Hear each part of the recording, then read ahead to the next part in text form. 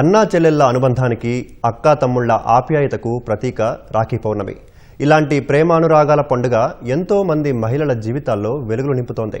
ఈ నెల 9న రాఖీ పౌర్ణమి కావడంతో రాఖీలకు మార్కెట్లో బాగా డిమాండ్ పెరిగింది. పెద్దపల్లి జిల్లాలో పలువురు మహిళలు బృందాలుగా ఏర్పడి రాఖీల తయారీతో ఆర్థిక పరిపుష్టిని సాధిస్తున్నారు. ఇంటి వద్దనే ఉంటూ ఆకర్షణీయమైన రాఖీలు తయారు చేస్తూ కుటుంబ పోషణలో భాగస్వాములవుతున్నారు. రాఖీల తయారీతో రోజుకు 200 నుంచి 2000 వరకు డబ్బులు సంపాదిస్తున్నామని మహిళలు చెబుతున్నారు. ఇంటి పక్కన ఉండేవాళ్ళు రాఖీ తయారీ విధానం అని చెప్పారు. అట్లాగే నేను ఖాళీగా ఉంటున్నా, ఇంటర్ చదువుకున్నా, ఖాళీగా ఉంటున్నా అని వాళ్ళని అడిగితే ఇట్లా మా ఇంటికి ఇస్తారు, ఇచ్చిన తర్వాత వేసుకోవచ్చు అని చెప్పారు.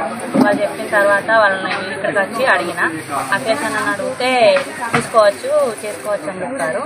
అయితే ఇక్కడ నుంచి తీసుకెళ్లి ఇంటికాడ చేసుకుంటున్నా. అటు పిల్లలను ఇటు వర్క్ రెండు చేస్తున్నా. కిరాయికి వండుకుంటూ నేనేం పనికి వెళ్ళలేక పిల్లల్ని తీసుకొని స్కూల్కి వెళ్ళి పిల్లల్ని తీసుకురావడం అది ఇది అని ఇబ్బంది అవుతుందని రాఖీ తయారు చేస్తాను. నాకు